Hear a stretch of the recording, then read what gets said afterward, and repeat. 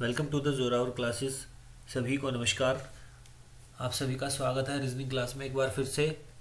तो class start करते हैं टाइम वेस्ट ना करते हुए क्वेश्चन नंबर 1 से। क्वेश्चन नंबर 1 है हमारे सामने, find the odd one out. हमें 4 ऑप्शन दिए हुए हैं और एक हमें जो विषम है ऑप्शन वो हमें चूज़ करना है। तो यहाँ पे जो दिए हुए हैं ये 4 ऑप्शन, इसमें मैं ध्यान से देख सकता हूँ कि जो अपोजिट जितने भी हमारे बॉक्स बनते हैं इनका जो एरिया होता है वो सब क्या है, सेम है। सब क्या है, सेम है। देखो इसमें जितने भी जो हमारे एरियाज हैं वो सब सेम है। ये चारों सेम है, ये जितने भी हैं ये सब सेम है। बट यहाँ पे इस वाले में गड़बड़ है, यहाँ पे ये बड़ा है, ये छोटा है, ये सबसे छोटा है। ठीक है ना। तो इसका ऑप्शन हमारा ये हो जाएगा। बाकी सब में सिमिलर है, जो एरियाज हैं जो डिवाइड कर रहे हैं वो सब सिमिलर एरियाज हैं। नंबर 2 पे आते हैं, which figure can be made by the question figure. ठीक है, हमें क्वेश्चन फिगर दे रखी है और हमें 4 ऑप्शन में दे रखे हैं कि इस क्वेश्चन फिगर से हमें कौन सी फ़ोटो हम बनाई जा सकती हैं 4 ऑप्शंस में से। ठीक है, तो इसमें ढूंढते हैं। यहाँ पे देखिए ये वाला एक कर्व है, ये यहाँ पे बन जाती है। ये एक ड्रायर जैसा इसमें लग रहा है, तो ये भी इस फोटो में दी हुई है। ये वाली चीज़ ढूंढते हैं, तो ये वो यहाँ पे कोना बना हुआ है, किनारा बना हुआ है, चोंच, और ये यहाँ से थोड़ा सा पतला होके उसके बाद फिर से मोटा हो रहा है। ठीक है, तो ये चोंच बनी हुई है, यहाँ से पतला होके फिर ये कर्व बनी है। ठीक है, यहाँ पे ये टोपी बनी हुई है, टोपी है, ये वाली कर्व भी बनी है। तो ये हमारा ऑप्शन ठीक हो सकता है। आगे कंफर्म करने के लिए अगले वाले ऑप्शन सब देखते हैं। ठीक है, ये चीज़ है। ये कोई जो ड्रायर टाइप से का है, इसमें ये वाली फ़ोटो इसमें मैच नहीं कर रही है। ठीक है, ये नहीं होगा। ये वाला ट्राई करते हैं। यहाँ पे ये देखो, यहाँ पे कर्व है, यहाँ पे इन्होंने एकदम से कट दे दिया, तो ये भी नहीं हो जाएगा और ये तो होगा ही नहीं। तो हमारा ऑप्शन ए इसका आंसर हो जाएगा। ठीक है, ए इसका आंसर हो जाएगा। नंबर 2 के बाद नंबर 3 पे आते हैं। क्वेश्चन नंबर 3 में कंप्लीट द सीक्वेंस। हमें सीक्वेंस बतानी है कि डी के बाद अगली वाली फ़ोटो क्या आएगी, जो 4 ऑप्शन हमें दिए हुए हैं। ठीक है, तो यहाँ पे ऑप्शन क्वेश्चन जो दे रखा है इसमें पहले पे ए में देखते हैं। देखो यहाँ पे इसका फेस नीचे है, इसका फेस ऊपर है, यानी कि ये बिल्कुल इसका अपोजिट दिया हुआ है। और ऐसे ही यहाँ पे इसका लेफ्ट में है, इसका राइट में, ये इसका अपोजिट दिया हुआ है। ठीक है ना, जो पहला है वो दूसरे का अपोजिट है और जो तीसरा है वो उसका फोर्थ का अपोजिट दिया हुआ है। तो हमें यहाँ देखना बी और सी में क्या बन रहा है। देखो यहाँ बी है, ये सी है, ये इसका फेस ऊपर है, उसका फेस लेफ्ट में है। तो ये क्या है, ये 90 डिग्री एंटी क्लॉकवाइज घूमा है। ठीक है ना। घड़ी कैसे घूमती है, घड़ी ऐसे घूमती है। ठीक है, तो ये यहाँ था तो ये घूम करके यहाँ आ गया। तो यहाँ इसके बाद भी क्या करना पड़ेगा, ये भी हम एंटी क्लॉकवाइज घुमाएंगे 90 डिग्री में। ठीक है, अगर इसको 90 डिग्री में क्लॉकवाइज घुमाते हैं तो ये कैसे घूमेगा, ये वाला ऊपर हो जाएगा और ये इसका फेस ऐसे हो जाएगा, जो एरो का निशान है, और ये क्या हो जाएगा, ऐसे हो जाएगा। तो ये हमारा ऑप्शन सी दिया हुआ है, सेम ऐसे ही है। ठीक है, पहला सेकंड अपोजिट है, थर्ड फोर अपोजिट है, सी और डी, और यहाँ पे ये 90 डिग्री क्लॉकवाइज घूमता है, ऐसे ही ये 90 डिग्री क्लॉकवाइज घुमा देंगे और हमारा ऑप्शन सी हो जाएगा। क्वेश्चन नंबर 4 पे आते हैं, फाइंड द मिरर इमेज। हमें मिरर इमेज बतानी है। अगर यहाँ पे हम मिरर रखते हैं तो क्या हो जाएगा, इस तरफ क्या हो जाएगा। तो मिरर इमेज में क्या होता है, जो लेफ्ट होता है वो राइट हो जाता है और जो राइट होता है वो लेफ्ट हो जाता है। ठीक है, यहाँ पे देखते हैं कि यहाँ पे जो ये वाली चीज़ बनी हुई है, इसमें देखो क्या, जो ये जो वर्टेक्स बना हुआ है, ये जो शीर्ष बना हुआ है, क्या बिल्कुल बीचों बीच बना हुआ है ना, ये ऐसे करके बना हुआ है। और हम ऑप्शन देखते हैं तो यहाँ पे सपाट है, यहाँ पे बीचों बीच, यहाँ पे ऐसे बन रही है चोटी। ठीक है, यहाँ स्पाट है और यहाँ पे भी क्या है, स्पाट बना हुआ है। तो इसका ऑप्शन बिल्कुल आसान है, डी इसका आंसर हो जाएगा हमारा। और कुछ हमें देखने की ज़रूरत ही नहीं है, यहीं से हमें कंफर्मेशन मिल रही है। नेक्स्ट क्वेश्चन पे चलते हैं। Question number 5, find the missing number. हमें मिसिंग नंबर बताना है। क्वेश्चन मार्क की जगह पे क्या आएगा। ठीक है, ये 4 5 6 दिया हुआ है, 2 5 3 6 4 9 दिया है, 3 7 8 दिया, तो यहाँ पे क्या आएगा। देखो यहाँ पे 4 है, साफ साफ दिख रहा है। 4 से अगली संख्या का स्क्वायर दिया हुआ है 25। ठीक है, 4 से के बाद क्या आता है, 5 5 का स्क्वायर 25। ये 5 है, 5 के बाद 6 आता है, 6 का 36 होता है, 6 के बाद 7 आता है, 7 का 49 होता है। ऐसे ये 3 है तो 3 से आगे 4 आता है, 4 का 16 होगा। या 7 है, 7 से 8, 8 का 64 होता है। और 8 है तो 9, 9 का 81 होता है। तो 166481 विल बी द आंसर। 811461666481, ये भी हमारा इसका आंसर हो जाएगा। ठीक है, नेक्स्ट क्वेश्चन, क्वेश्चन नंबर 6 पे चलते हैं। क्वेश्चन नंबर 6 में फाइंड द मिसिंग नंबर हमें बताना है। ठीक है, ये सीरीज हमें दिख रही है 4 7 8 9 8, इनके 8 दो बार आया होता है, कुछ ना कुछ रिपीट हो रहा है।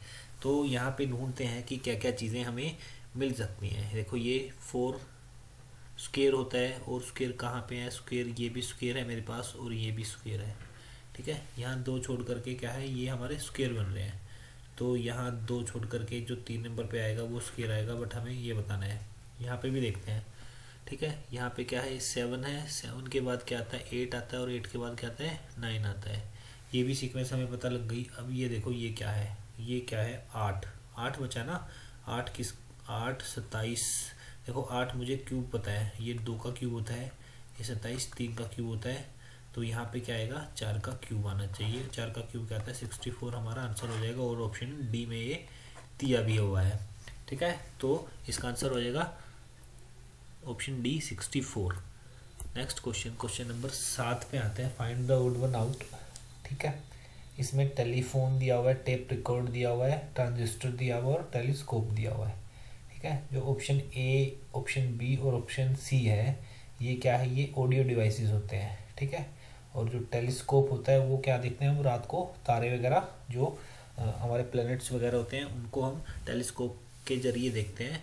बट जो ये पहले 3 ऑप्शन है ये हमारे ऑडियो डिवाइस होते हैं। तो इसका आंसर ओड बताना है हमें, तो टेलीस्कोप इसका आंसर हो जाएगा। क्वेश्चन नंबर 7 के बाद क्वेश्चन नंबर 8 पे आते हैं। Introducing a girl, Ram said that her mother's brother is the only son of my mother's father.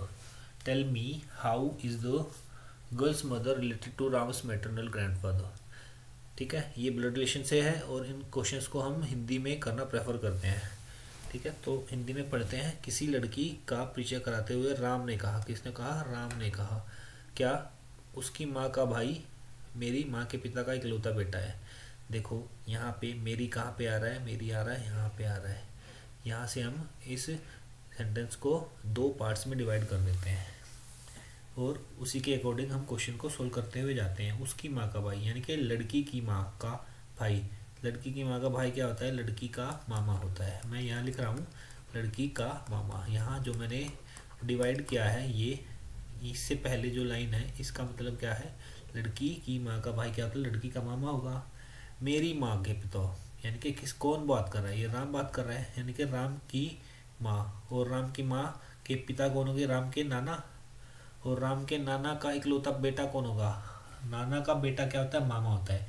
तो ये क्या हो जाएगा, ये लड़की का मामा था, तो ये हमारा हो जाएगा राम का मामा हो जाएगा। ठीक है, इसका मतलब क्या है, राम का मामा है, मेरी माँ के पिता का इकलौता बेटा मामा होता है।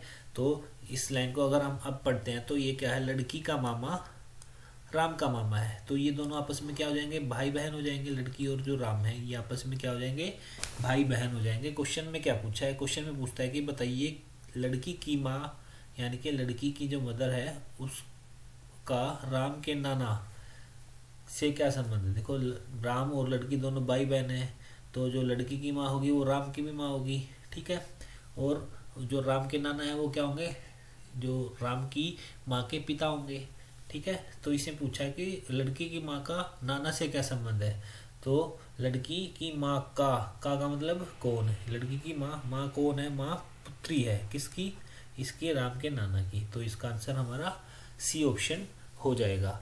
नेक्स्ट क्वेश्चन, क्वेश्चन नंबर 9 पे आते हैं। Find the similar option. ठीक है, ये 1 4 और 13 हमें दिया हुआ है, तो इसके सिमिलरिटी किस क्वेश्चन ऑप्शन में हमें लगती है वो हमें देखनी है, और उसका आंसर हमें टिक करना है। तो यहाँ देखते हैं इनका डिफरेंस। 1 और 4 का डिफरेंस क्या होता है, 3 होता है, और 4 और 13 का डिफरेंस क्या होता है, 9 होता है। अगर ये देखता हूँ तो ये कितना है, 3 से 9 पे पहुँचने में मल्टीप्लाई बाय 3 करना पड़ता है। ठीक है, आगे देखते हैं यहाँ पे इनका डिफरेंस कितना है, 6, और यहाँ पे इनका डिफरेंस कितना है, इनका डिफरेंस हो जाएगा 18, ठीक है। तो यहाँ से यहाँ तक पहुँचने के लिए अगर हम 3 मल्टीप्लाई करेंगे तो पहुँच जाएंगे, बिल्कुल पहुँच जाएंगे, यानी कि 6 गुना 3 18 होता है। तो इसका आंसर हमारा ये हो जाएगा। आप जो दूसरे ऑप्शंस हैं उनको भी आप ट्राई कर सकते हैं, नहीं आएगा ऑप्शन ए ही इसका आंसर हो जाएगा, ठीक है। नेक्स्ट क्वेश्चन, क्वेश्चन नंबर 10 पे आते हैं। डायरेक्शन से है ये क्वेश्चन। इसमें बोलता है city X is in the west side of city Y, city Z is in the north of city Y, city W is in the south east of city Z, where is the city W in terms of city X. ठीक है, आसान question है। City x city Y के पश्चिम में है, ठीक है। यहाँ पे जो क्वेश्चन बोलता है उसके अकॉर्डिंग हम चलते हैं। यहाँ पे सिटी एक्स वाई के वेस्ट में है, ये वाई है और वाई का वेस्ट कहाँ पे हो जाएगा, यहाँ पे देखो ये हमारी डायरेक्शन होती है नॉर्थ साउथ ईस्ट और वेस्ट। अगर वाई यहाँ है तो वाई का वेस्ट कौन है, ये, और यहाँ पे कौन है, एक्स है, ठीक है। सिटी जेड सिटी वाई के उत्तर में, जो वाई का नॉर्थ होगा वो कहाँ होगा, यहाँ पे कौन है, यहाँ है हमारा जेड बैठा हुआ है।